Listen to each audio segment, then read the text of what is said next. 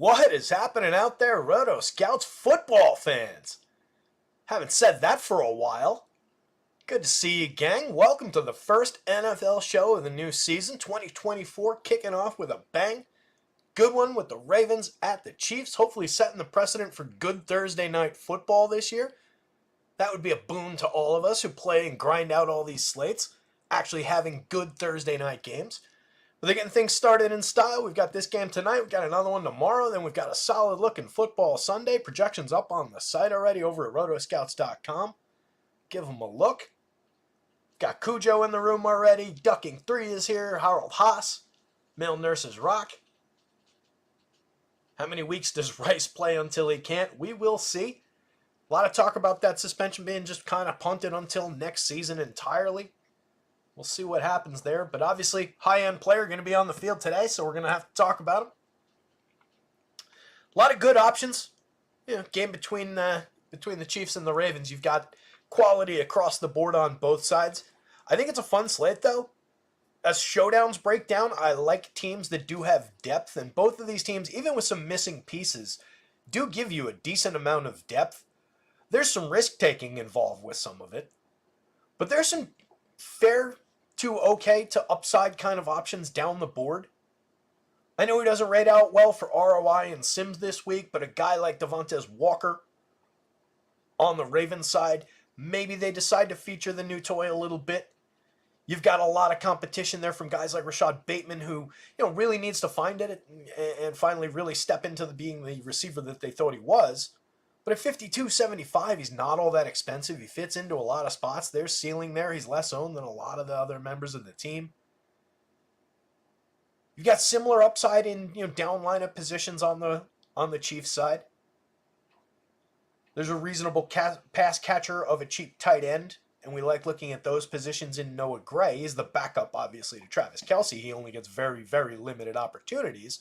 Scored 2 touchdowns last year, but made contributions every single week. For very cheap pricing, you can include guys like that from time to time, and then on the weeks where you do pick off the touchdown upside, you're often running to a decent fantasy score that nobody's on. Chiefs have a big spread of receivers available. They're missing a number of guys. We've got some question marks about who's going to get the volume between your guys down the board a little bit. Your Justin Watsons, your Sky Moores, your Mecole Hardmans. We've got a high-end rookie with Xavier Worthy on the board there. Rashee Rice, as mentioned, and then Kelce. The 3 of them probably going to soak up most of the volume. But we'll see. There's a lot of downboard options for the Chiefs. Pretty good running back options on both sides at the top. Pacheco on the board for the Chiefs. Derrick Henry. I feel like Derrick Henry got a little bit unfairly written off as not good anymore. A little bit, on the back end of the career, which is true age-wise. We're getting up there into the 30s. Lot of wear and tear, lot of mileage on the tires. But he was pretty good overall last season, and it is a defense that you can run against. Both of these teams give up rush yards. They don't give up a ton of rush touchdowns. They're both bend, don't break rush defenses. Both teams good against the pass in terms of yards allowed per attempt. Both of those stats, if you're unfamiliar, don't remember. And believe me, I had to refamiliarize myself with these boards and these tools. But those numbers are over here. Right, so this is against, so this is the Chiefs defense, yards per rush attempt against, 4.4 yards allowed per rush attempt. The Ravens at 4.3 yards allowed per rush attempt last year, 24th and 20th overall in the league. And again, these are looking back at last year. The Chiefs tend to sell out with the blitz a lot. They've got a decent pass defense in terms of limiting yards. They were 3rd. The Ravens on the other side were 1st against. 5.5 and 5.2 yards per attempt.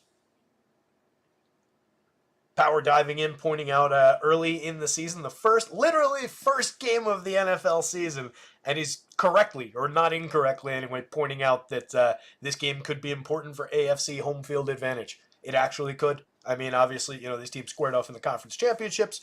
They're not unfamiliar with one another. If we're looking back at that game just as a reference point, conference championship last year was a 17-10 game. This game comes in with a 47-point total, quite a bit higher than that. And obviously we know we've got 2 high-octane teams involved here. KC favored at home just by 3, basically getting the home field advantage out of it. Nothing crazy on the board there Vegas-wise. We've got reasonable implied points both ways. I think it was 25, 22.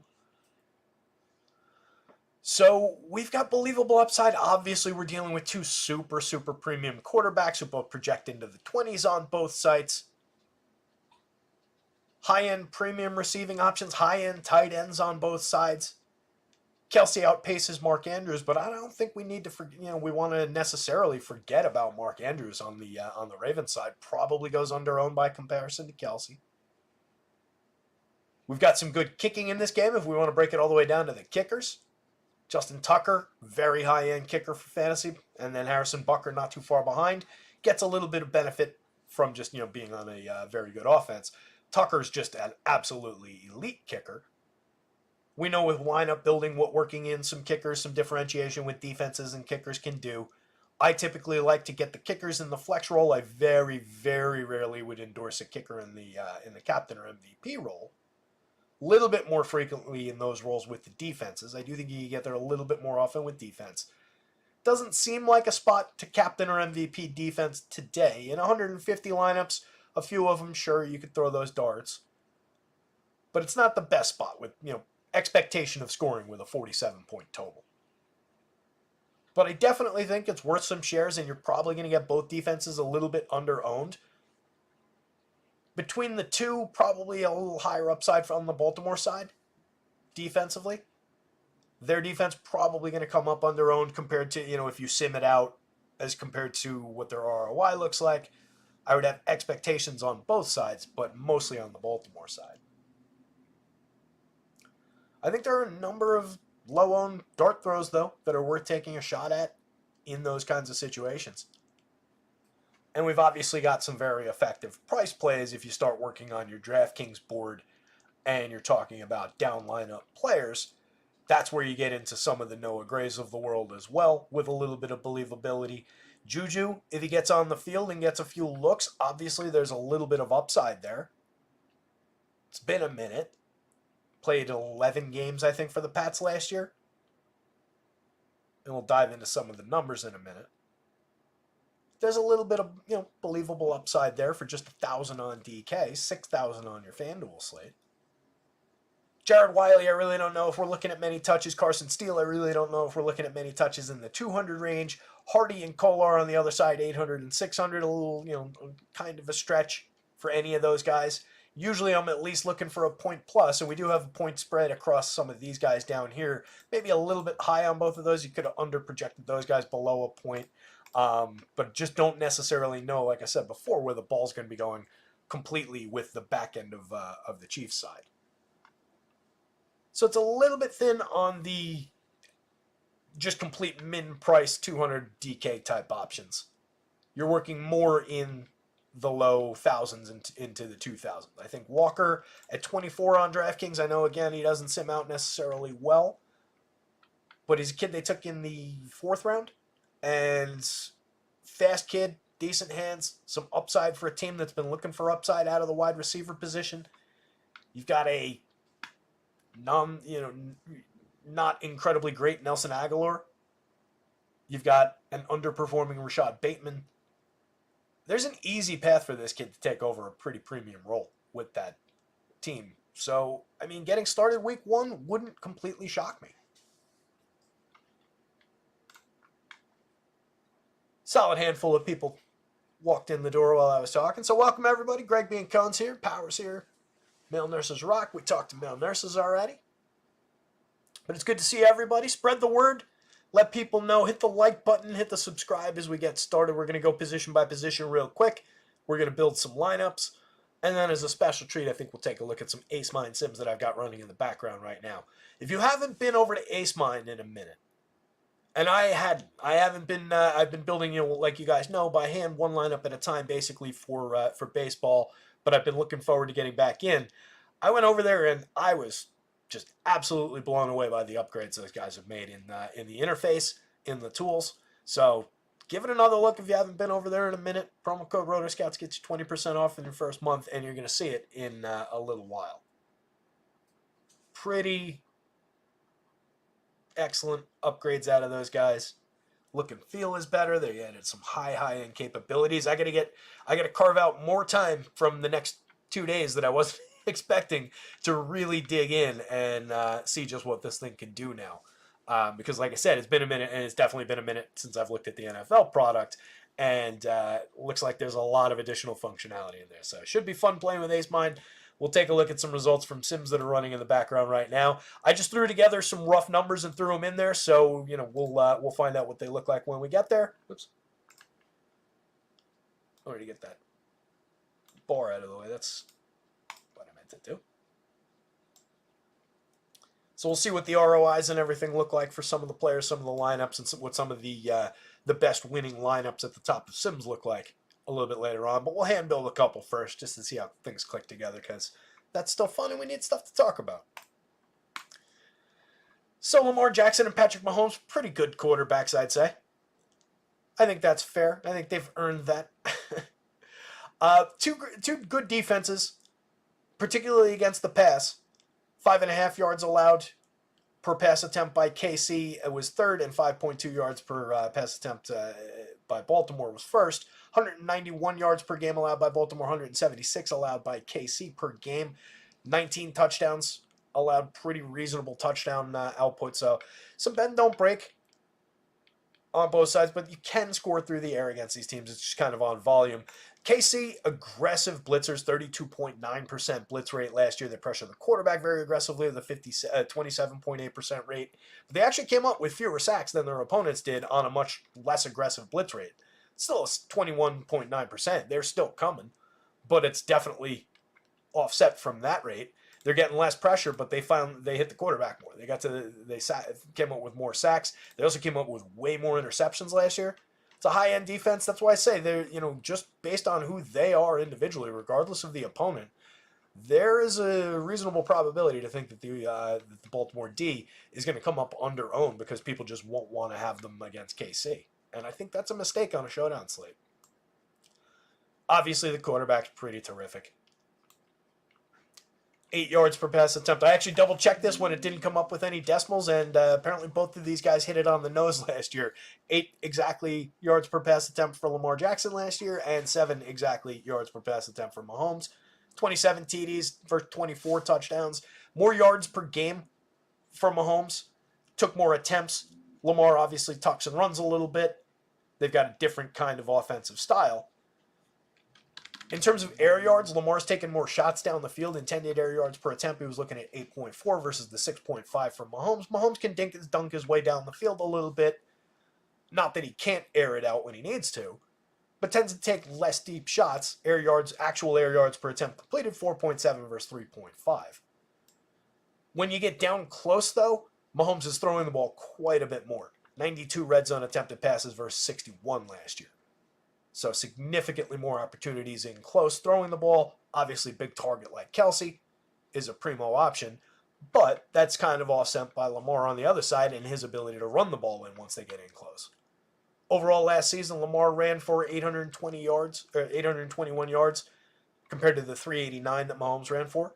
We all know Pat Mahomes can scramble, can run with the best of them, but it's not really a big part of his game. I mean, that's not the right way to put that. It's a big part of his game, but it's not really the design, we need you to be a key rusher for us, that Lamar is. 5 rushing touchdowns for Lamar, 5.5 yards per rush attempt, but Mahomes' quality also comes through in the 5.2 yards per rush attempt. 4.7 attempts per game, though, versus 9.3. That's the design rushes and the play calling. But either one of these quarterbacks going to give you pretty significant upside. They both belong in lineups. I think that on FanDuel, we're going to see it come up with a lot more just, straightforward MVP, Mahomes, MVP, Jackson getting different in the flex positions. A lot of upside in just putting them both in and eating costing, just going with trying to flex things out and get to some differentiated plays. Leaving salary on the table is always an easy path to differentiating some showdown lineups. But by and large, we're going to want both quarterbacks in an abundance of lineups and in the vast majority of your lineups, based on everything we've ever seen over multiple years of sims and looking at results and looking at how these showdown slates come out. You're going to want one of these quarterbacks in your lineup at the very least. On DraftKings, they play up very, very well from the flex spots. They also play well from the captain spots. But there's more upside in going to skill players at the captain spot on DraftKings than there is on FanDuel because of the price multiplier. FanDuel, by the way, if you haven't noticed, since it's our first time talking NFL in a while, they have changed their scoring model a little bit. They now offer the bonuses, 3-point bonus for 300 yards passing, 100 yards rushing. Same, bonus configuration as DK with a 3-point bonus. So just a little bit of an interesting tweak to FanDuel scoring. Still wrestling with how I'm going to handle that, as far as it's probably going to be an article. I was talking about that on a baseball show the other day. So on upside, as far as the actual passing game is concerned, Mahomes, you're going to get more pass attempts most likely out of Mahomes. You've got a lot of quality there, but more than makes up for it with his rushing upside as an individual. Both of these quarterbacks extremely high upside. MVP for one, flex for the other, again, is perfectly fine. On DraftKings, I do prefer the dual flex if you're going that route. I think that is a good build here. It's going to be very popular, but it might not be quite as popular as it actually should be, given the just extreme upside for these two players. And again, getting to skill players, by and large, has been the path to success in the captain role on DraftKings. More often than not, over the years, that's the way that you want to build, and you want to be focusing the quarterbacks into the flex spots. So looking at some of those guys, a couple of high-end rushers at the top of the board, and then both teams capable number twos in Samaje Perine and Justice Hill. There's a couple other guys on the KC side and on the Baltimore side that are very, very unlikely to contribute significant carries, significant touches. So we're really looking at a volume monster in Derrick Henry. He's going up against the defense that, again, allowed 4.4 yards per rush attempt last year. And Pacheco on the other side, 4.3 yards allowed per rush attempt. It amounted to 113 yards allowed by KC, 109.4 yards allowed per game by Baltimore. But again, they're bend, don't break. I mean, look at the touchdown numbers. Just a half a touchdown a game, call it 0.6 touchdowns a game allowed on the ground by KC, 0.35 touchdowns a game allowed by Baltimore. So they'll let you run down the field a little bit, but once you get in close, they're going to stop you. That is their approach. But both of these rushers, obviously, highly capable. 4.2 yards per rush attempt last season for Henry. He did put the ball into the end zone 12 times on the ground. Ran the ball more than 16 times a game on 53% of his snap share last year. Gets an uptick in this offense. Should be a pretty solid rusher at least one more time. I think we get one more time around the merry-go-round with Derrick Henry this year. 2.1 yards before contact, 2 yards after contact per rush attempt last year, 23 broken tackles. I mean, he's still a load. He's still difficult to bring down out there. Pacheco, a little bit more dynamic, maybe 4.6 yards per rush attempt. Put the ball in the end zone on the ground 7 times. Ran the ball 14.6 times a game. 2.7 yards before contact, only 1.8 yards after, and 15 broken tackles. Targets per game. Henry can catch the ball. He's not overly involved in the passing game, but might see a little bit in some dump-off scenarios in this offense. 2 targets a game last year. Didn't have a receiving touchdown. Pacheco had 2 receiving touchdowns, 3.5 targets a game. Perine's always been a solid receiver at the running back position. Last year, 3.2 targets a game in a similar kind of a role. Caught like 3 of them a game, so he's very high percentage in terms of actually hauling in most of his targets. Not a ton of volume. Didn't put the ball in the end zone through the air. Only had 2 red zone targets last year. They actually targeted Pacheco a number of times in the red zone. 8 targets in the red zone out of the, 90-something opportunities that Mahomes took. That's not nothing, for a running back in that scheme. On the ground, Perine's just ran the ball last year three times a game. Not much volume there. Not a ton of volume last year for Justice Hill. Should see a little bit of an uptick. 24 yards a game. Both guys solid in terms of yards per rush attempt. 4.5, 4.6. They each had a little bit of an impact. 1 rushing touchdown for Perine. 3 rushing touchdowns for Justice Hill last year. Hill had a nice 3.4 yards before contact, just 1.2 after. Perine bounces a little bit more. 2.3 yards after contact. 2 broken tackles, 9 broken tackles. Doesn't amount to all that much. Hill can catch the ball as well. 2 targets a game last year in a kind of a small role. Did have a receiving touchdown. 1 target in the red zone. And then, not Casseron, Carson. Carson Steele was undrafted rookie. 6'1", 225. Went to Ball State and then transferred to UCLA for his junior year last year. 5.1 yards per rush attempt, 6 touchdowns. Caught 17 balls, 2 more touchdowns. 1,000 yards from scrimmage, 8 touchdowns total, 5.5 yards average from scrimmage. Was more high end at Ball State, but obviously you're in a lesser conference. As a sophomore, rushed for 1,550 yards, 5.4 yards per attempt, 14 touchdowns.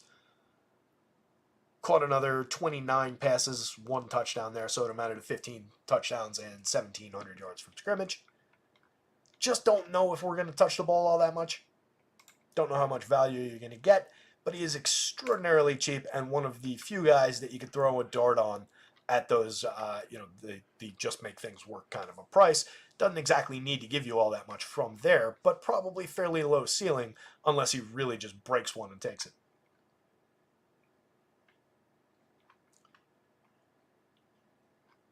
Greg says, hey, football. Power says last time Baltimore KC played, Pacheco outscored Mahomes in fantasy points. Those numbers were... Wait, this is the Ravens. Where's the top of the...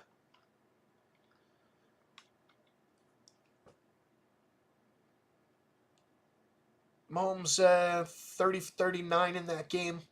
241 yards and a TD through the air. Ran for another 15 yards, irrelevant rushing. It was Pacheco, you said it? Yeah, Pacheco.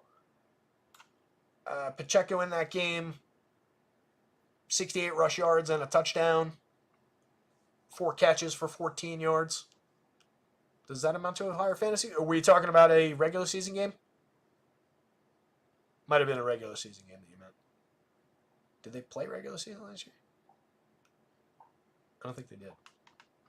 I'm looking at the game logs. I don't think so. Either way, that's not, it's not a ton of production out of Mahomes with just 1 touchdown and 240 yards. Pretty good completion percentage, 30 of 39. Look, they're both pretty high end. They're both going to be super popular. It's not really a debate between the two. They're both going to go into lineups, and they're both going to go together into a lot of lineups. There's a lot of upside between the 2 players. Thoughts on Worthy? I think he's super interesting. I think he's got a real clear role already. I think he's going to get looks. I think he's got a lot of upside. So we're going to get there in a sec. Actually, we can jump over there right now. So you can see where he projects. I think he's a very solid option. 5,800 is a bargain on DK. 87. I think he's worthy of captain shares, and you're saving a decent chunk of change compared to a lot of other captains on the board at 87. He's cheaper than both tight end captains. That's not a bad option. Compares price-wise with Rashad Bateman. And I do think it's very much a case, not only does he have a role just because they got some guys banged up, but he is a kid that they like. And there seems to be talent there. And he's ridiculously fast. So, yeah, I like it. 4.2, 140 if you missed it. Also a 41-inch vertical. He's small. He's only 5'11", 165. He is not a big receiver. But in terms of filling that old, Tyreek Hill kind of a role, catch the ball 12 yards down the field in the middle of the field and you're in the end zone a second and a half later because you're faster than everybody else in the league. Kid could do that. Yeah, I like the upside. I'm sure he's going to get some I'm sure he's going to get some popularity. I'm sure he's going to drop into, as TJ Gaming is saying right now, I'm sure he's going to drop into the captain role a lot. No doubt about it. But once you offset price that way, there's a lot of different things you could do to differentiate a lineup and make it somewhat unique. And we're going to look at some of those possibilities in a minute. Yeah, if you missed it, Worthy 4.21 40 time in the combine. He's the kid that if you watch that offseason Hard Knocks when they were at the combine, he's the kid that went back out and ran it again because he wanted the record. Pretty cool. But there is a lot of talent in the pass catching department in this game. He's got competition in his own offense, and there's a number of good options on the other side, starting, of course, with Travis Kelce up at the top of the board for KC. Definitely still some upside there. I know he's making hundreds of millions of dollars podcasting with his brother, and he's got Taylor on the mind and all these different things, and probably world tours and conquering the worlds and saving democracy and all of these, whatever his dreams are. But 9,600, 14,4 on DK, 14,000 on FanDuel. I think he belongs in a ton of lineups. He's still Travis Kelce. He's still got monster upside. Again, these teams are difficult to pass against. They are not, incredibly great targets. But Kelce is a beast at the position. As I was saying before, though, I don't think you want to sleep on Mark Andrews when you're comparing the tight ends. 6,400 for him, nice savings. He's the same price in the captain spot as Kelce costs in the flex roll on DraftKings. On FanDuel, 11,000, nicely offset from the Kelce price. And there's a lot of upside for Mark Andrews. Just looking at the two tight ends to start things out, 4.5 receptions a game last year, played 10 games. Kelce had 15 games played, saw 8 targets a game, caught 6 of them. Andrews saw 6 targets a game, caught 4.5 of them. Andrews scored 6 times, Kelce scored 5 times. Andrews, again, played 10 games. Kelce played 15 games. That's not nothing.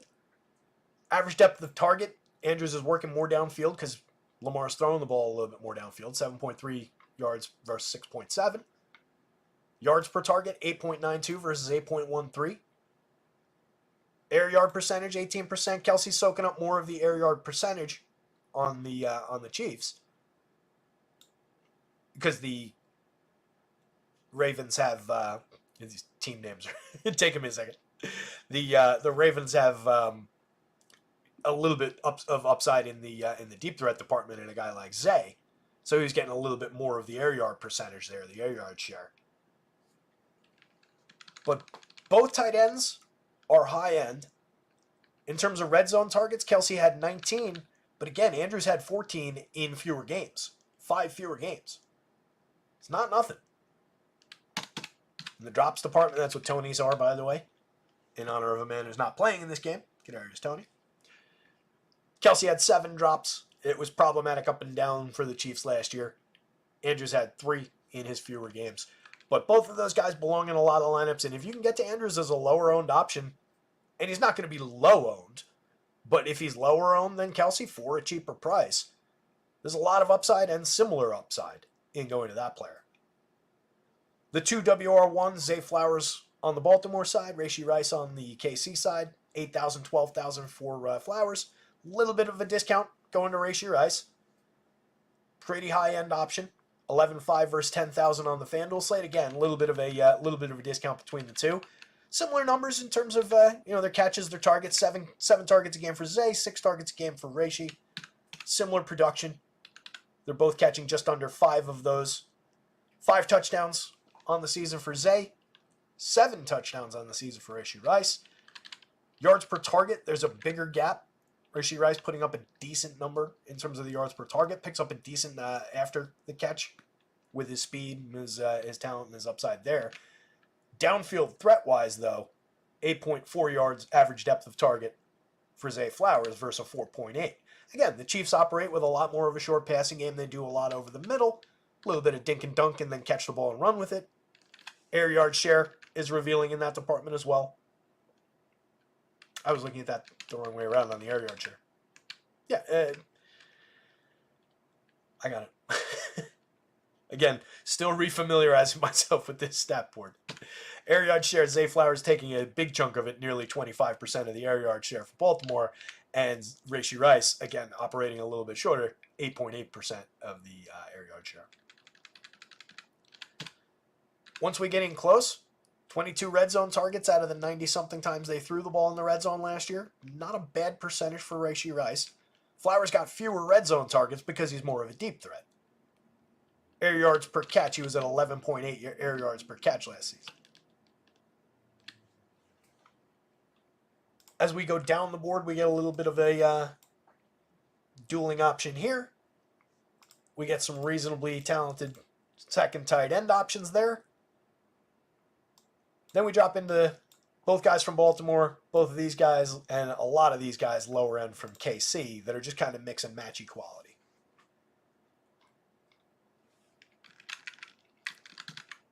For a little bit less money on DraftKings, Bateman, not uninteresting. Probably going to be a little bit lower owned than Worthy. 58 versus 52, 87, 78 in the captain rolls, and then on FanDuel there's 1,000 separation between the two options.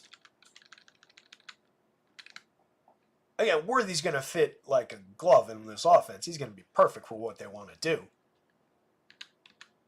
But you're going to get a pretty good deep threat here in Rashad Bateman, and that's where a lot of those long shots go as well. 17.4% of the air yard share last year, and a monster 14.5 yard average depth of target. 25.4 air yards per catch last season.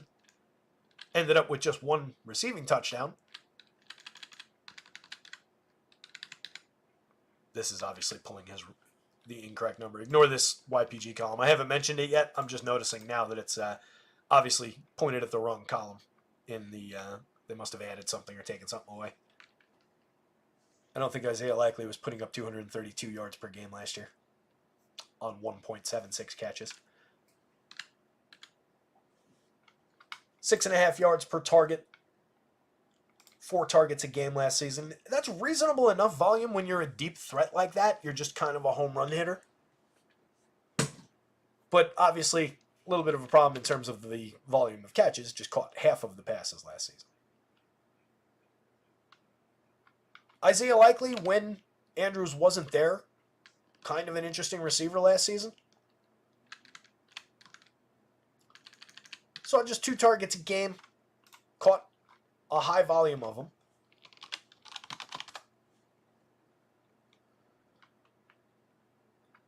Gave us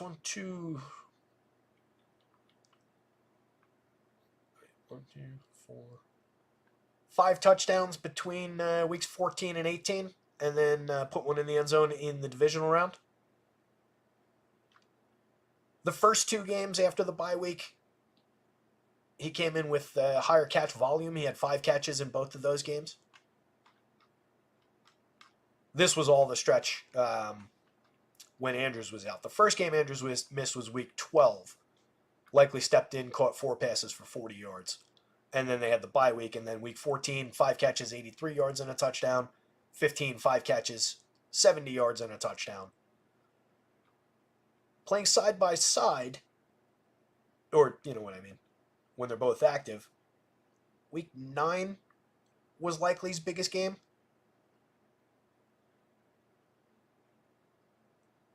Andrews, that game, Snapshare's not on here this year. That's annoying. In week 9, Andrews saw 10 targets on 27 routes run. Likely saw 4 targets on 10 routes run. Caught all 4 of them for 42 yards. That was his biggest game while they were both active. Every week before that last season, that was week 9. Every week before that last season, it amounted to 1 catch, 0 catches. And then the 2 weeks after that one, he had 1 catch and 0 catches. So when they're both active, cuts into the upside. But he is a talented guy.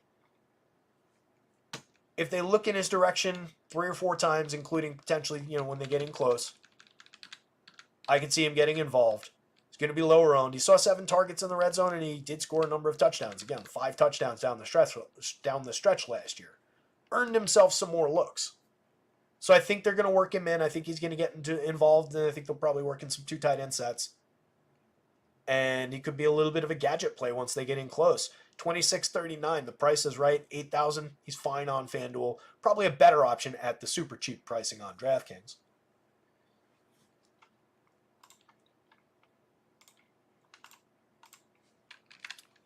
Aguilar and Devontae Walker.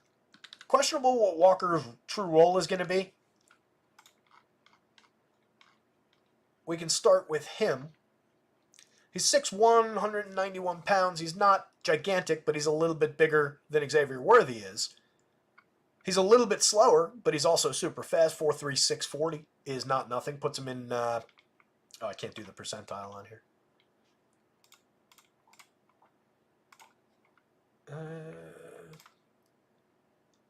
Worthy on his own, obviously, is the 100th percentile now.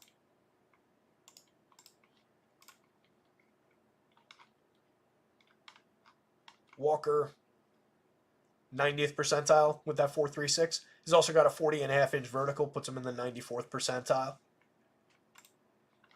He's a reasonable option as a target with some expectations of upside. He's a Kent State and then UNC product. At UNC last year, 699 yards on 41 catches, put the ball in the end zone 7 times. Also ran the ball a couple of times, but insignificant. At Kent State the year before, he caught 58 passes, 921 yards, and 11 touchdowns. 15.9 yard receiving average, 17-yard receiving average per attempt on at North Carolina. There is ability here. They took him in the fourth round. So there's a little bit of draft capital invested in the kid. It's a team that has been trying to find high-end wide receivers to go with their super high-end quarterback. They've got one.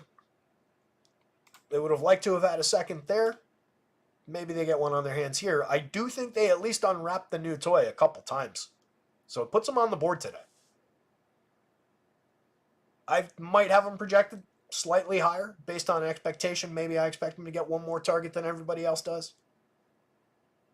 I think he's at least interesting, given the skills. Nelson Aguilar, a limited option. We all kind of know Nelson Aguilar. He can catch the occasional touchdown pass. He caught 4 of them last season. He was targeted 3 times a game, caught 2 of the 3 targets a game. Reasonable amount of air yard percentage, a pretty decent ADOT. He's a guy they'll take shots with. 7 targets in the red zone. He actually only had 2 drops last season. For a guy who's kind of got that reputation, not bad.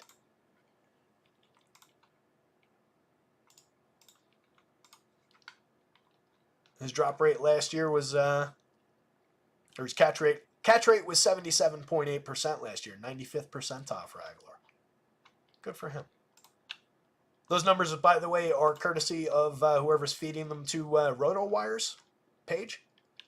They added some cool, just little handy graphical stuff that's just kind of easy to pull those things up on this year.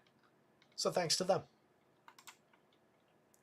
So Aguilar's just kind of a shot, but on showdown slates, we want to have guys like that do have, deep shot upside, home run hitter type upside at the wide receiver position. Limited upside in the captain role, even at the discount. It's not nothing in a low-scoring game. He breaks off 1 big catch and a touchdown, and you could get there. But I tend to lean more toward the previously discussed wide receivers and tight ends in the captain role, a little bit above him, while liking skill players in the captain role. And we've also got the running backs that we want to work into some captain shares, especially the top 2 running backs, obviously Pacheco and Henry, both very deserving. Continuing down the board, Noah Gray can get involved. Last season, he regularly got involved with at least a couple of catches in games where Travis Kelce was also playing.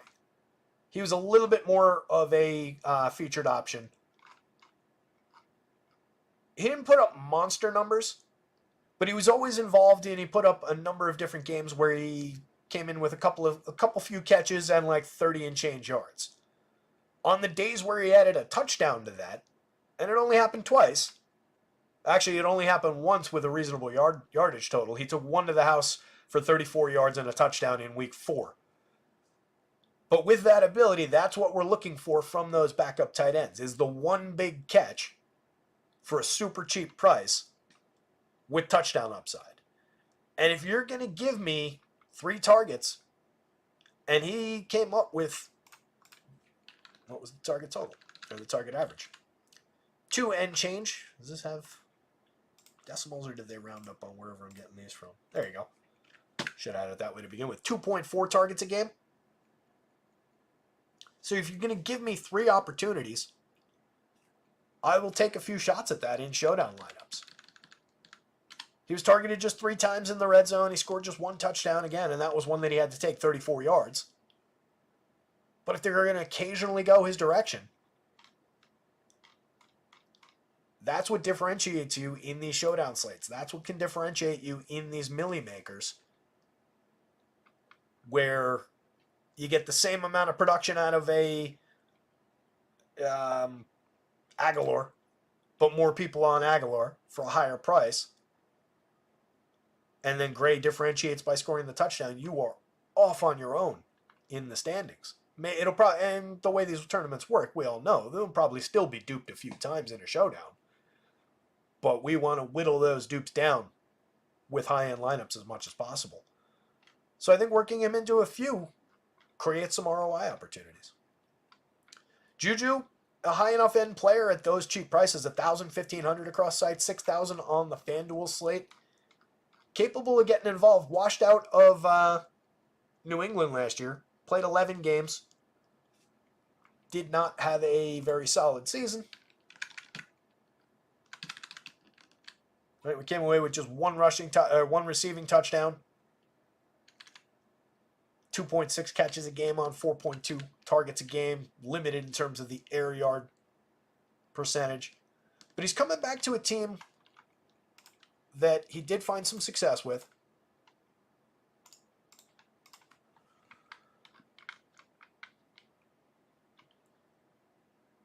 With Kansas City in 2 years ago, in 2022, he scored 3 times. He played 16 games.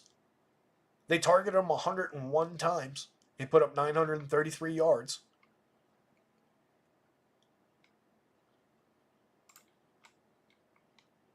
He had a target high of 12 that came in week 9 that season. But he also had 2 games where one with 11, one with 10 targets. A solid handful of games in the 8 target range. So they were looking his way a lot. He just joined this team the other day on, what, the 26th, I want to say? So he's been with the team about a week. But there's familiarity there. So I think it matters less than if he was joining a completely random team that he had never played for in a playbook that he doesn't know. I think there's some believability to the idea that he could get some looks. Get on the field a little bit. At these prices, we just need the targets, honestly. Even if he doesn't catch the ball, you're still okay as long as he gets the looks. Obviously, you're not going to win. He's not going to score anything for you. But the play is about the targets there, and I do think he's got a little target volume. I like him probably better than Justin Watson, who has a little bit more familiarity being on this team last year. Watson last season had a target high of 11 that came in week 11. That was one of the weeks where he was one of the more featured receivers, obviously. But role-wise, based on absences, if I'm remembering correctly. He did see targets throughout the season last year, but it started to get whittled down as the season went on. Was a limited option in the playoff games. Did see 5 targets in the Super Bowl. Caught 3 of them for 54 yards. Didn't get in the end zone. Prior to that, in the playoffs, though, he had 3 catches in 3 games. 5 targets across the 3 games.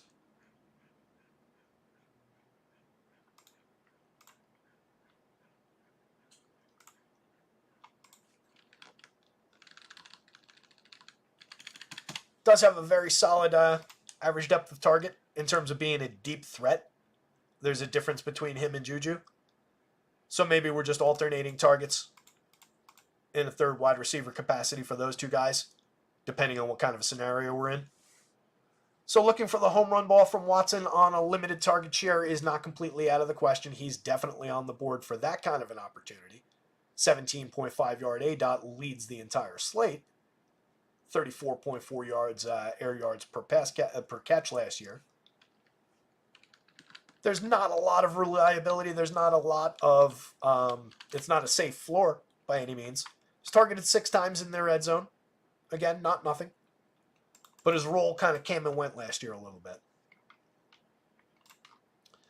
Jared Wiley gives you a 4.62 40 time at the tight end position. He's 6'6", 249, big kid. But we're dealing with a third tight end at that point on KC. So if we're thinking that Noah Gray's on the field and getting involved in seeing the snaps that he saw last year, then there's a very limited window for Wiley to succeed. Maybe he gets on the field and sees a look. As a fifth-year senior last year at TCU, caught 47 balls for 520 yards, put the ball in the end zone 8 times. You know, you're dealing with a very much of a, does he even get on the field at these prices? He's extraordinarily cheap. It's a punt. It's a free square. I don't think you're putting him in your captain spot, even for 300. And 200 on a flex roll, if you're building out 150 lineups, you can take a few shots. Sky Moore, extremely limited role, was kind of lucky to make the team because of some limited options for them. Deontay Hardy, pretty limited role. Very, very cheap. Last season, Hardy put the ball in the end zone once. Under a catch a game, 1.3 targets a game. With more options on the field, it's probably unlikely that he steps into any kind of role. Miko Hardman at the bottom of the board. Another guy who is, does have familiarity on this team. Familiarity breeds success, as they say. I don't know if it's necessarily a case of that. In Week 18 last year, he was targeted 11 times. Caught 6 passes for 77 yards. In the Super Bowl, he was targeted 3 times. He caught all 3 of them, 57 yards and a TD. Was the difference maker. But overall for the season, he was pretty limited. Pretty limited in targets. Couple few a game.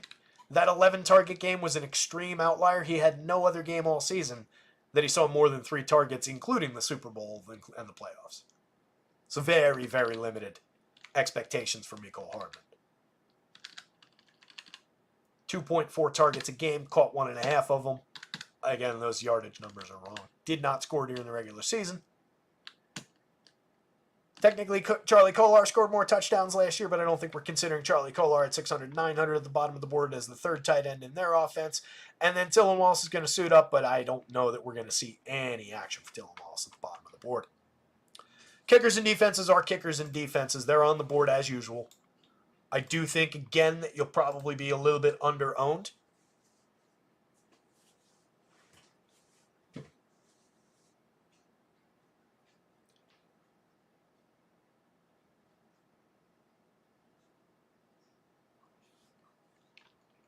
Walker's not active?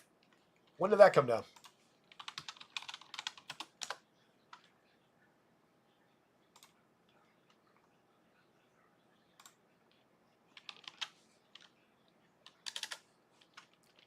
I hadn't seen an official inactive.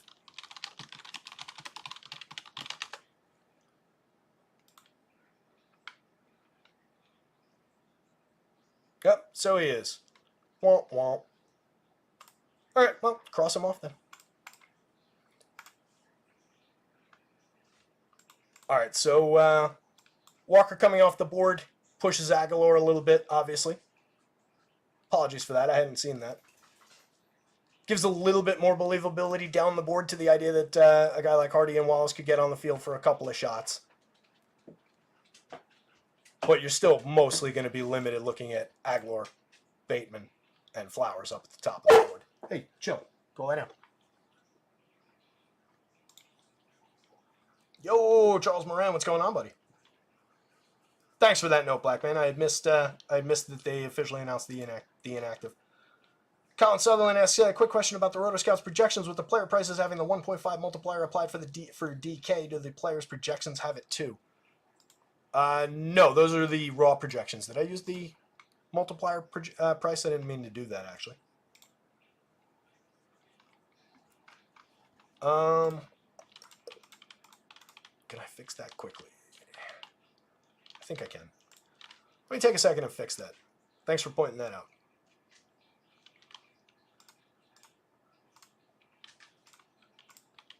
Hang out, talk amongst yourselves. Make sure you're checking out acemind.io for all your simulation needs. They've got a great optimizer and simulator over there. And like I was saying at the beginning of the show, for some of you guys who were not here at that point, definitely if you haven't been over to AceMind in a minute, give them a look because they've made some intriguing upgrades to the site. And I'm looking forward to really digging in and using the tool.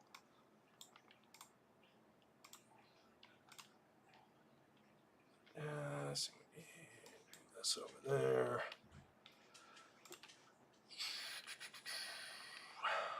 What's the easiest way to get these prices correct?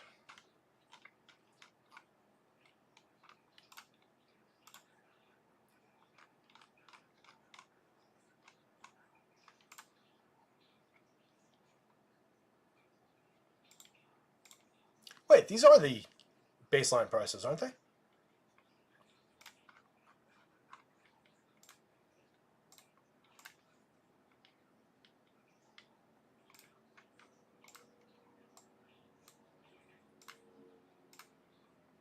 Flex. Oh, no. No, they're not.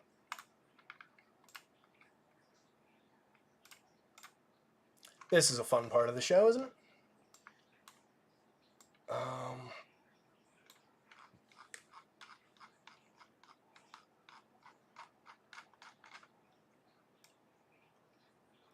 Might have to address this after the show at this point. Let's see. Captain from here. I can just delete the captain versions. I mean, that's not going to work.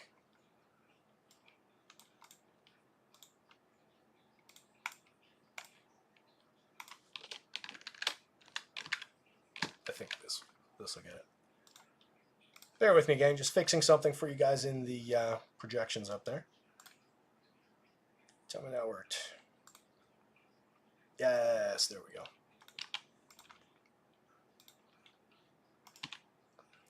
All right. So to answer that question again, that Colin asked, no, the projections are not doubled. I didn't realize I had the captain salary. That was a mistake in there. I'm going to fix that right now. It is getting uploaded. And then we're going to build some lineups with the correct prices. Showdown. A lot of clicks to remember.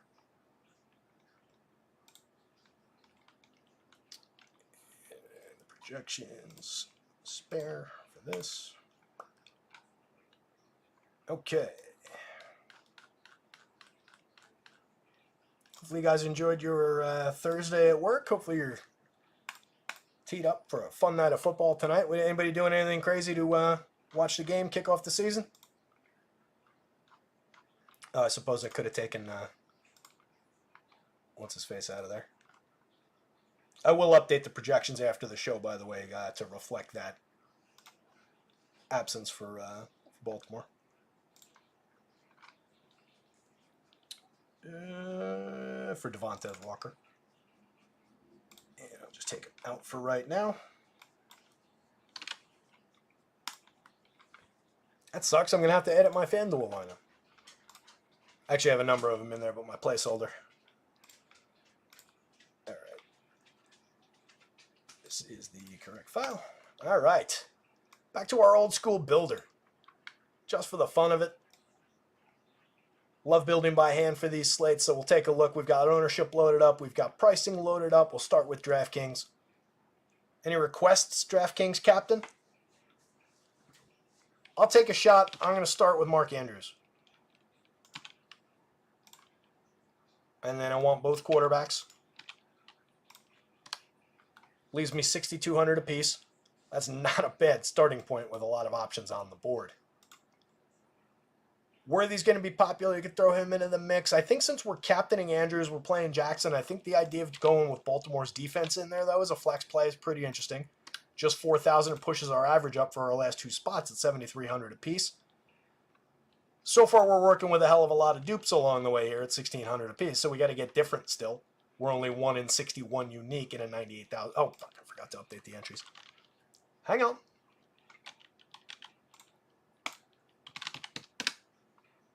Let me close some of these tabs, too.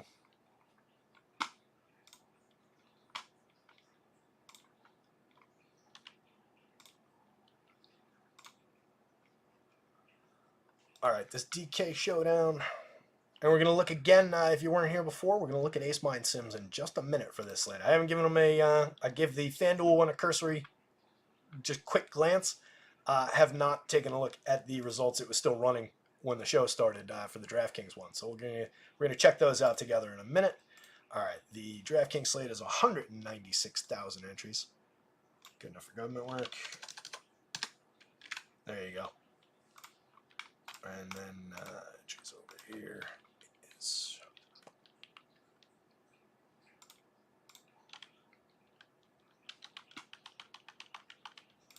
in the FanDuel slate. I think it's like 132,000. 132,275.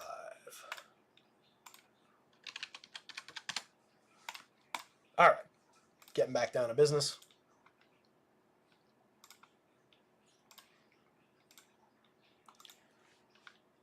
So we've got Ravens D. I need to give Kelsey. And we didn't really talk lineup construction wise. We always want to be stacking pass catchers with our quarterbacks, whether they're in the flex role, the captain role, back and forth quarterback receiver. You always want to be working in some pass catchers. We've got a nice little combo there with a lot of touchdown equity between those two guys. I don't mind the idea of getting maybe a little bit of a dart throw upside in there. That's where I maybe would have worked in some Walker, but I could take some Aguilar maybe. Continue playing up my theme that I stumbled into of the Ravens upside. And then I probably want a Chief and a Chiefs pass catcher to go with the Mahomes share. I've got 11 too, so I can have basically anybody, literally. So I can take Kelsey here. If you go Kelsey, it's going to be very popular though, right? You're going to be duped 76 times. That's not exactly ideal. It's a 1 in 2,500 unique. So we want to get a little bit more unique than that, and it's going to cause us to leave plenty of money on the table. Might not be the most optimal of lineups, but this lineup could certainly win a tournament, and if we can make it different, you could win a tournament off on your own. If you wanted to give him Rice, it's going to be just as popular probably as Kelsey. Yeah, 95, it's actually more popular than Kelsey. So we really want to start considering going down board. Worthy's going to be popular. That's where I like to work in, like, the Noah Graves of the world, maybe a Juju or a Justin Watson, one of these options. Let's go Justin Watson just because he's higher priced. We're leaving a lot of money on the table with that lineup. $8,000, and we're still duped 20 times. It's challenging. Let's see if we get different spending money, maybe? What if we go Henry in there? Take up a chunk of change with Derrick Henry. And then we'll give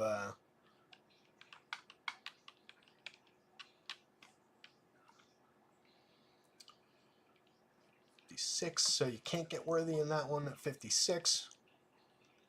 You can get anybody else, but it goes downhill pretty quickly.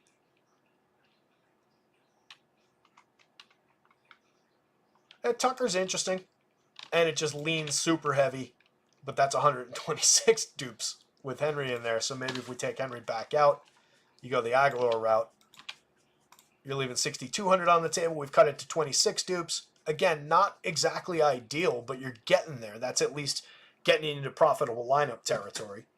You're making a few hundred to $1,000, but you don't want to have to split your milli that many ways. Yeah, Noah Gray's the guy I would go to immediately. That's somebody who I mentioned before who is in a number of lineups. But even using him and Aguilar in this lineup, we're at 29.5. So let's work in a different captain. We'll leave these three options in. And let's work in a different captain. I don't want to go that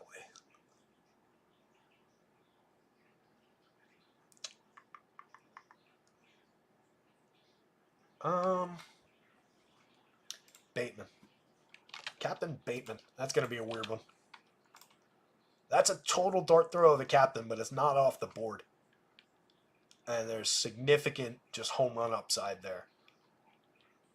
And then this is going to cheapen things up for us. Oh, did the ownership not come up for the D? I didn't realize that. Don't look at these numbers.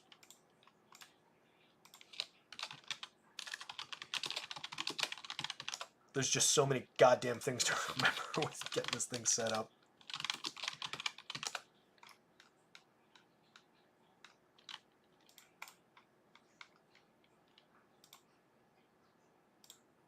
Oh, it is. It's in that one. All right. Back over here. There you go. That's why I've got it blocked out over here, but if I have to go over to that tab to fix it, it's going to show. All right, let me go back to that Andrews one real quick. I just want to see. I didn't catch that wasn't loading an ownership number for the Ravens D. So we went back to that, and then what do we have? Like Aguilar and Gray, for example. That's better. That's more realistic for that lineup. 3.4 dupes. All right, that makes more sense now.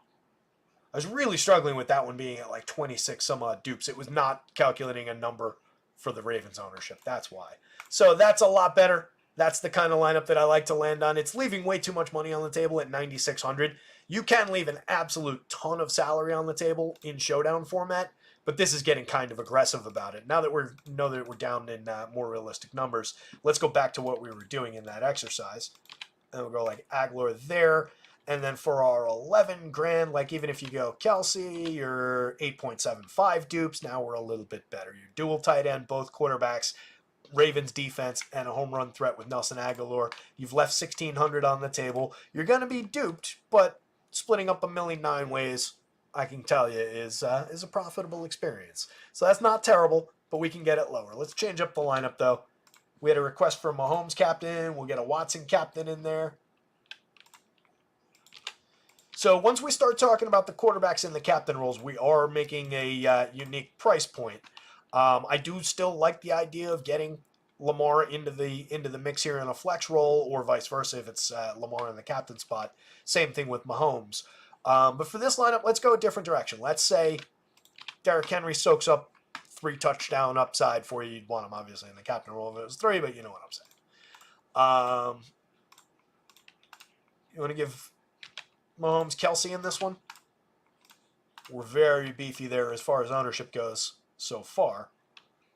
We've chewed up a lot of salary, 5,200 apiece for the remaining spots. Give me Bateman, 53. I'll take Tucker.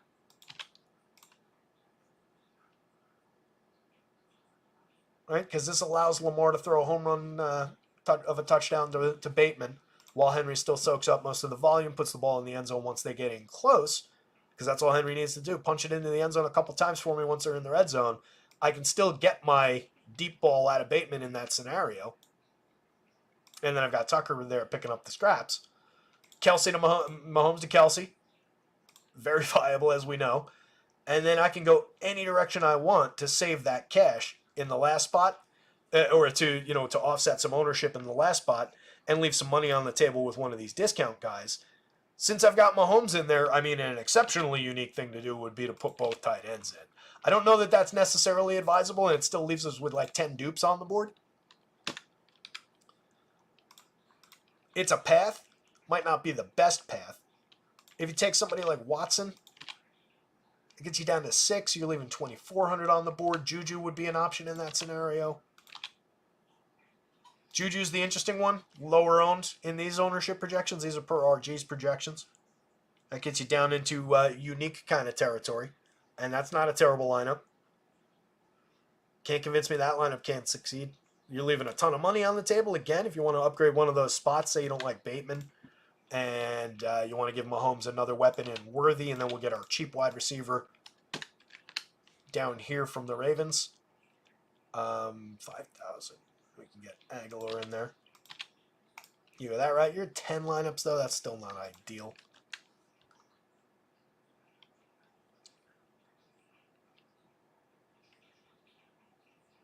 Where is Bucker? There he is, 46. Nah, don't like that with both kickers. Mahomes with the Ravens D in there would be a unique-ish construction, but probably not an ideal way to optimize a lineup. I don't love it once we get down to this point. Let's get Tucker out of there. And we'll load up some more Chiefs upside. Let's get Rice in there. And you just go super high-end Chiefs. And now you're 24. Ah, that's where you need Devontae. Damn. If Devontae had been on the board, let's just see what it would have been. Still 10 dupes. You could roll the dice with, your down lineup Chiefs, Sky Moore, your low volume Sky Moores, Mecole Hardmans of the world. I don't necessarily love that. I would be more inclined to look toward like a Juju again. If you're going Juju there, and now you're down again 10 lineups, just leaving 1,400 with a decent amount of upside, and you're buying a lot of the Chiefs passing game in that construction.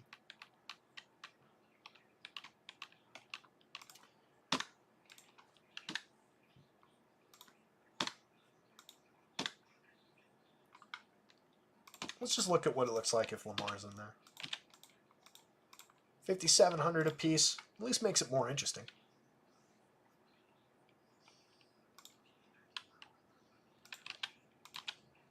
I think Bateman's a real easy click today at 52. 34 for Aguilar. That's probably the wrong way around, though. Probably want to go more correlation with Mahomes instead of that route.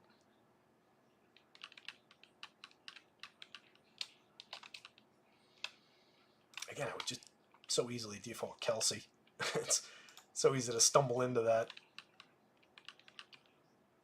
Well, let's see what that would have yielded. Let's go back to this. Go with both of those guys and then give me Kels. And now I got 48.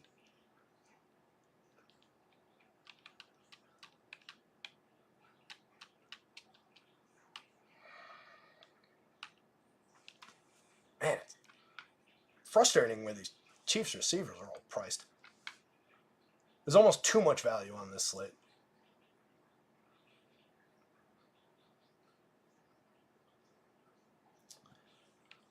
Can't get worthy of 58.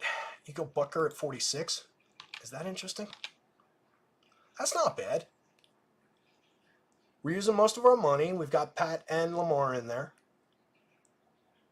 It's both. It's double deep threat with Lamar. I'd probably rather one of those guys was a little bit more volume based. But it's not inconceivable that they could both score. Kelsey, obviously, primo, and then just picking off the kicker as a differentiation point for cheap. That's not bad. That was one of the lower dupe marks that we've seen in these recent lineups.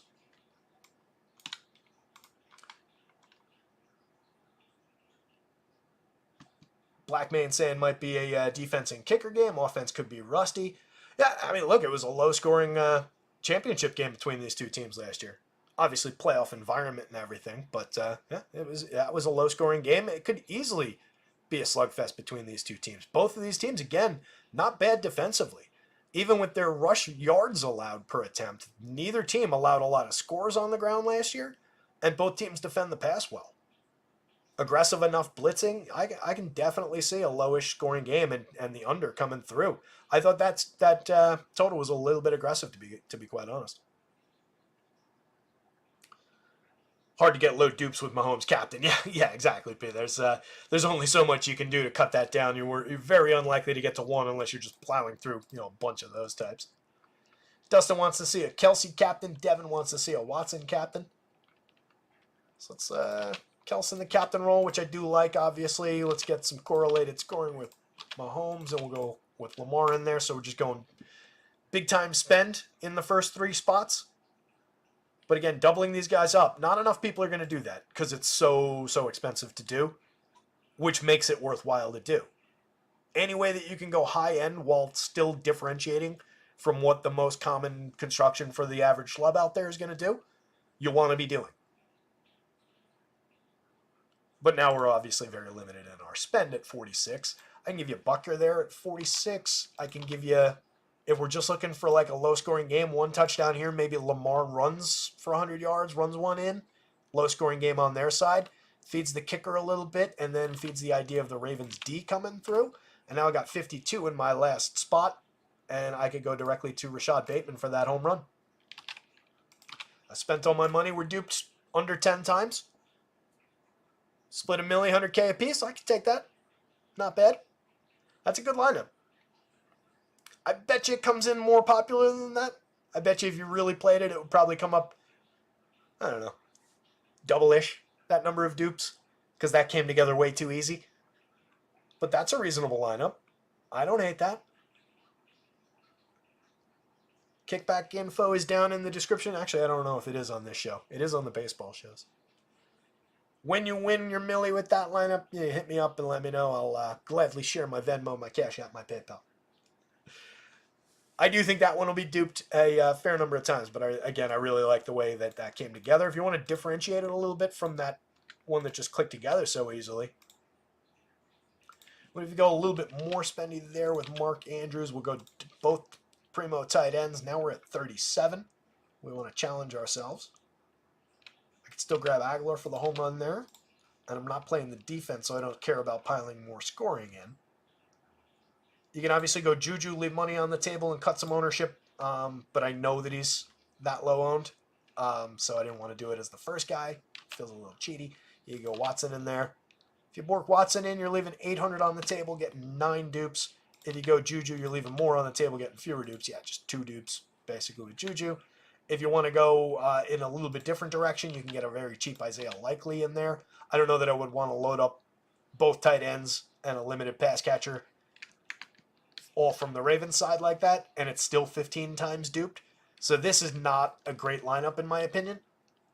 I think you're going to get 1 touchdown probably out of these 3. Or at least you've got a decent chunk of the probability of a touchdown out of those 3 pass catchers. But the fact that you've got kind of a weakness when one gets it, the other 2 are diminished by it, 15 times duped is not ideal. So I don't love that construction. I was a big fan of that first one that came up, though. And what else do we have? A Watson captain. All right, so a Watson captain's going to get way out there.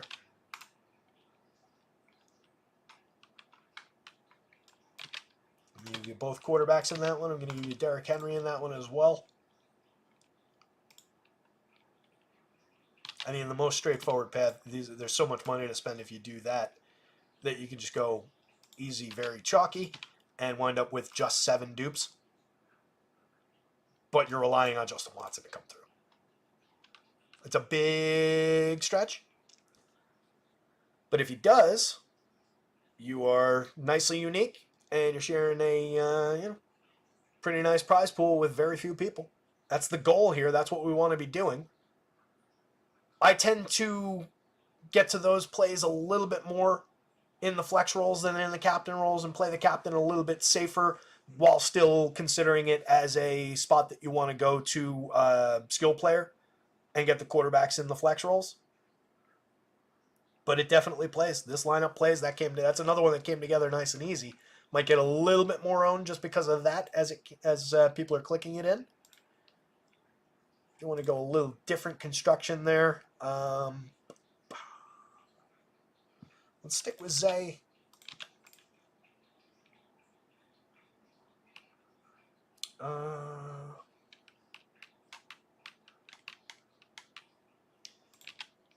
Kelsey just for volume, and then 5,800. You go to Bateman again. We haven't used Justice Hill like at all in this conversation at 44. I'm sure that would be a nice offset. That's not bad.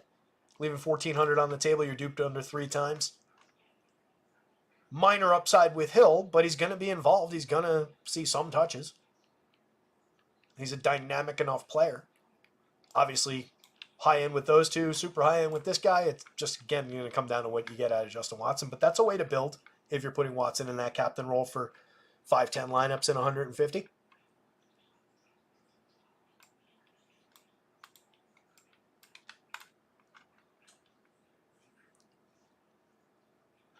Devin saying the Chiefs are down there number 2, and Worthy is a rookie playing in an offense that vets take a while to get used to. I think Juju, Miko, Sky all get some snaps. I do think everybody's going to get at least a little bit of playing time and a few snaps, but given the rookie's skill set and like what they were unable to replicate in that big gaping hole that Tyreek Hill, not that it obviously cost them anything in the long run, but throughout the season, they were pretty limited to the position. I think they're looking to fill that role with this kid. So dumping it off a few times to him, he just needs to, a couple of opportunities to use that speed, and I think he's really interesting. So at a point, it just kind of comes down to raw instinct and skill set, and he's definitely got that. If you can get the ball in his hands, he's a dynamic playmaker. So it's going to be interesting there. Coming up on 7:30, I lost track of time. We're hurtling our way toward the start of this slate. Let's build a couple quick FanDuel lineups, and then I promise to show some Ace Mind shares. I don't think so, Jeremy. I don't have any real read on the volume. That's a play that's going to be more informed going forward after we see what it looks like this week. But I really think you're going to be limited on touches for Steele. That's my concern there. So I get that it's 200, but I'd be really concerned about the touch potential. It's going to come up a lot, just Mahomes Jackson in the MVP role, because FanDuel's so straightforward without the multiplier. So we go drop a little Mahomes in there early. Let's go Worthy since we were just talking about him. What the hell? I'll still take my Lamar share. Now I'm at 85 apiece. FanDuel's so easy. Even with Mahomes in the captain role, let's go with the Ravens defense because that'll be a more unique construction. Obviously not yet. 8,500 still. Already got Worthy in there. I can take Bateman at 75. That's going to be, crazy high, dude. So this is where FanDuel, you're going to get so much ownership on there. It's the most straightforward path to actually winning the tournament, but it's the most straightforward path to winning in a gigantic tie. So it depends on what kind of upside you're really looking for. You need to differentiate in some spots. So let's get these guys out of here. I'll actually leave the Ravens D.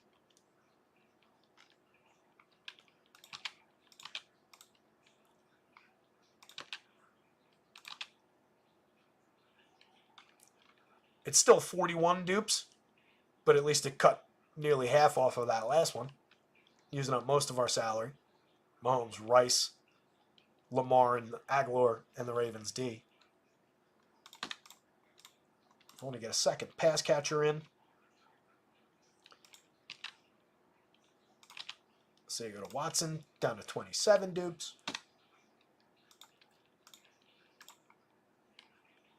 You could get Worthy into that.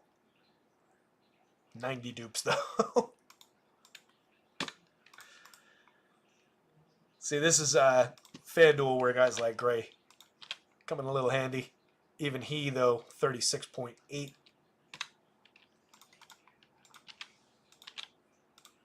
you go Gray and X, I'm already calling him X. He became my best friend as soon as somebody in the chat doubted him. Let's say you go like Meikle to really offset. Even then, you're at 31. So that's how hard it is to differentiate when you've got Mahomes in the captain role, in the MVP role, and you also put Lamar into a lineup. Obviously, if I take Lamar out, it's going to be a completely different story. Kelsey to work with. Even if you go directly to Kelsey, the next most popular player on the slate, you're down at 18.3. This is obviously garbage lineup, though. So we'll give him Worthy and Kelsey. We'll go Andrews because we've got money to spend, and then 9,000 we can take Tucker, let's say. That gives you a 70. Ugh.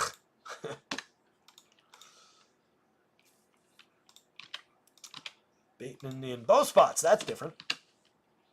Bateman gives you 12.5. That gives you enough for Pacheco, and you go onslaught styles. You're still at 75, so you got to get different. You might as well differentiate there and go with the other home run threat, and you cut it a little bit down to 35, but again, it's just crazy high owned. So this is why I like skill players in the captain role. It really is. Even if we go Kels and these guys, and then let's say 57 apiece, that gets challenging. Kelsey and Gray is not ideal.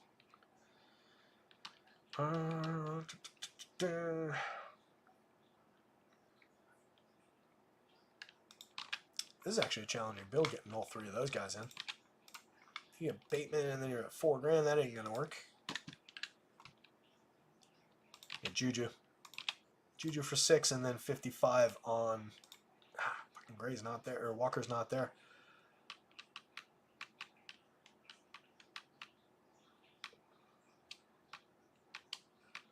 I mean, you could take like the shot on, not even Sky Moore's 55. He's 6. Painted myself into a corner with this one. So, all right, let's get Lamar out of there. And you figure Henry then as the next most popular guy. Now we're working with 7. That's a little bit more reasonable. It would be, if we weren't short on time, it would be worth pulling that thread to see what you get to, just because that is such a challenging construction, that one I had in there just a second ago. Would be worth continuing to pull that thread to see what you could put together, just because people will give up on it.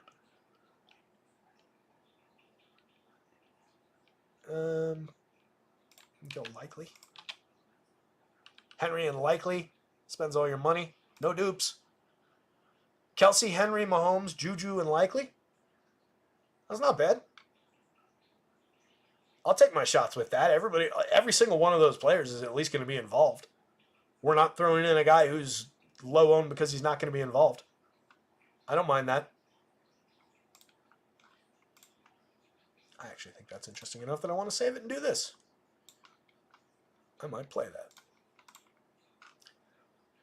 Let's get one more in, and I'm going to pull up the Ace Mine results real quick.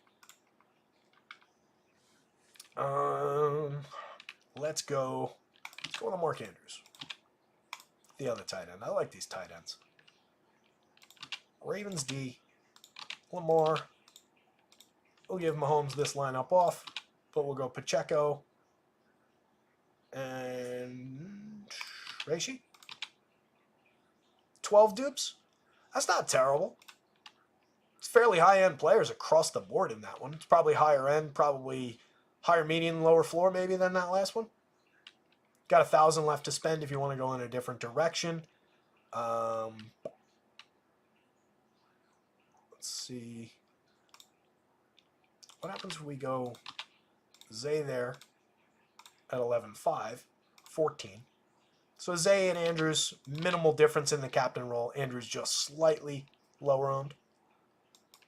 Take the Ravens D out of it, and that puts us at 95.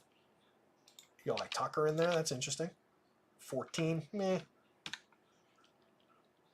I'd probably be more inclined to leave some money on the table in this case,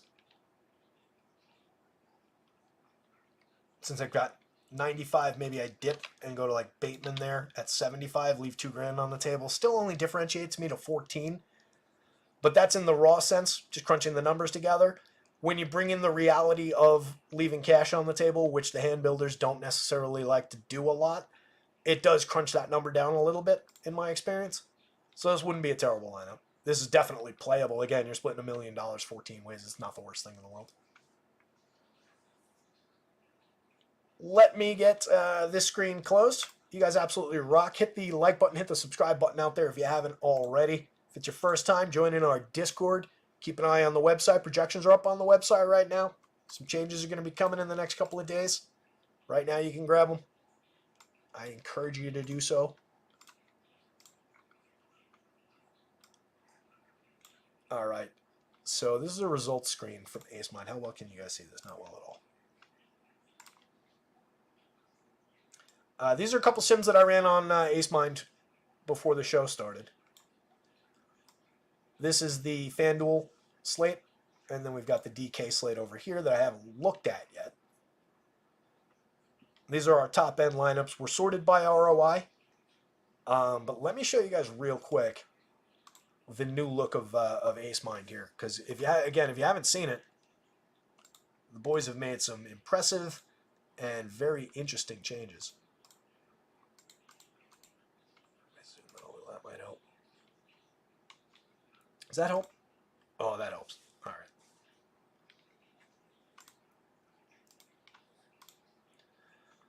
So this is your new tool on Ace Mine. Very nice graphical interface. Very friendly click mechanism. Like I said, when I fired this up 10 minutes before the show, it was the first time I had seen this new layout. And just a few clicks, it was very easy to get going. And it's not intimidating. You pop that open, you import your projections. You can drag and drop directly from ETR, Stochastic, and some other ones. You can create your own, just upload file and just map the projections. Or you can, further down that board there, You can download their template file and just upload my projections, anybody's projections into it. You upload ownership along with it. You've got some default settings in it so that you can say, there's more options over here. It's just because I'm zoomed in. Am I in the optimizer? I'm in the optimizer, that's why. Yeah, this is what I was looking for. This is the sim. Same thing, graphical updates and everything. That was the optimizer. It's all in one page now. All the different sports. So they've got MLB, PGA, MMA, and NFL live. FanDuel, DraftKings, format, slate. Make those selections and you go on. So over here, some of the changes. Number of generations. So they're now letting us run up to 25 generations of each field. So I can say, all right, take these lineups, run a 50,000 sim 25 times, and show me the results, the combined results over those 25 versions of a $50,000 simulations of a full slate of 130,000 FanDuel lineups, 200 whatever thousand DraftKings lineups. Lineup holdover percent, you could say how many times when it goes from one to the next, how many percentage do I want to carry over of the lineups that were used in that previous sim? Do I want to mix them up every time? Do I want to and just get the players and then have it kind of combine, use the best lineups? How do I want to hold over lineups? Do I want to keep the user lineups from sim to sim? Do I want to weight the, this is for the sort. How do I want the lineups weighted? Like I said, the lineups that we're going to look at in a second are sorted by ROI right now, but you can also factor in, all right, I want to sort it just by top 1% finishes, give it 10% that, 80% ROI, and 10% wins, and it would resort into a different, into a slightly different output. Pretty damn cool. A lot of other stuff down here, max percentage off of optimal in the sims, your variance for your different positions. So they've got default numbers if you don't have standard deviation numbers. If you do, you can upload your own. But pretty cool tool over at AceMine. AceMine.io, promo code RotoScouts all in caps gets you 20% off your first month with these guys. So going back to our results, looking at some DraftKings lineups first. Again, sorted by ROI here. Lamar, Mahomes, Zay, Mark Andrews, Bateman, and Likely is our top earner. It's annoying that I have to be this zoomed in because they've got more data over there, but I can't scroll over to it. Let me just look at like 10 lineups. This should allow me to scroll or not. Let's see. Oh, is it just buried in there? Boys, if you're watching, we need to add a little scroll here so I can get over. There's a little bit more info. So that first lineup there, I don't know how well you guys can see this now. Doesn't look like it's too bad. That top lineup is going to be duped 16 times per hour sims. I ran 5 versions of the sim, 5 50,000 sims, 50,000 iterations. So 250,000 times for 196,000 entries. And that was our top earner of a lineup. Is our ROI. Our average winnings are in the 2,400 range because, again, you're splitting $1 million a bunch of ways. And we're coming up with 16 dupes. The second lineup, though, that's kind of interesting at 4.2 dupes. That isn't bad given the performance there. Not completely awful. Leaves a chunk of change on the table. Lamar in the captain role. Mahomes, Zay, Worthy, Bateman, Likely. A lot of Lamar captain role in the top earners. You get a Mark Andrews slipping in there. As you go down the board, let's just go with our top 150. And by the way, you can tell it how many lineups you want to display, and you can also get your direct output right into a template for uploading into DK into FanDuel from here. Pretty slick. So a ton of Lamar earners up at the top of the board, and then we get into some of our skilled players, Mark Andrews in a few, Pacheco in a few. Interestingly, we're not getting a lot of Mahomes captain, but I bet you Mahomes is the highest owned overall player at the flex roll, and he is. In these 150 lineups that are displayed, Mahomes is in the flex roll 97% of the time. So you'll want him in there, and then 43% of them have Lamar captain. So clearly you're getting that combination quite a bit at the top of the board on DraftKings. Lamar in 36% in the flex roll, 36% flex him, 97% flex Mahomes. That's what informs my opinion that he's going to be a little bit under-owned in the flex role. Obviously, a little bit more optimal, a little bit more ROI in the captain spot. But if you hit on the right skill player and differentiate that way, putting him in the flex spot, he's under-owned, and the combination is going to be under-owned because he's under-owned. Obviously, Mahomes we're going to get a lot of. And Mahomes is probably not going to be in 97% of lineups in the flex role. So that's where you want to get to your Mahomes shares. Worthy pulling a nice chunk in here. 43% of the top 150 sorted by ROI. Again, your opinion may vary. First time we're going to see him on an NFL field in a real game. But I think there's a lot of skill there. Rishi Rice pulling a bunch. Likely as a unlikelier contributor, picking up a lot of ROI based on being under-owned and very cheap. Lamar is obvious. Mark Andrews, Zay Flowers, Tucker, and Butker right next to each other at 29% of lineups apiece. Again, that puts kickers on the board here. Not uninteresting. Our next most profitable captain after Lamar appears to be Kelsey, and then Derrick Henry immediately behind him, 15% and 13% of the top 150. Pacheco, Andrews, there's a little bit of a spread there. Just a sampling of the results that you can get from acemine.io. Pulling up the FanDuel board, same kind of sort. Patty Mahomes and Lamar Jackson, our two most popular players. Is this differentiating MVP from... I think this might just be raw ownership for all spots. I'm not sure if it's differentiating MVP ownership there. Both those guys obviously going to be keys to success. And again, as I was saying when we were building lineups, look how many of the top several hundred are just straight up Mahomes or Lamar in the MVP role because of how FanDuel works. But you can see immediately this top lineup, Lamar, Mahomes, Butker, Worthy, KC defense. How many times are we going to be duped? 17 dupes. Still a lot. And on FanDuel, our average cash, because of that Jackson Mahomes, no increase in price at the MVP spot, your average cash is a lot smaller on a FanDuel slate with those top-end lineups. You're averaging a $600 cash because of all the dupe potential. So you get a little bit different on the FanDuel slates, and you make your money when you do happen to come through. This 7.6 times duped Mahomes, Lamar, Andrews, Tucker, and Noah Gray working his way in there. That one's differentiated quite a bit. It's a profitable lineup, bringing in $569 on the average. Not a bad play considering how FanDuel works. You are primarily going with the captain plays, again, in your top many hundreds of lineups, but you do get some Kelce's working in here along the way. You got a Henry here, you got a Zay there. So it's not unheard of that you can succeed. Some more Kelce's and Henry's. So you absolutely, in a abundance of lineups, you want to be working some of those skill players into your MVP spot.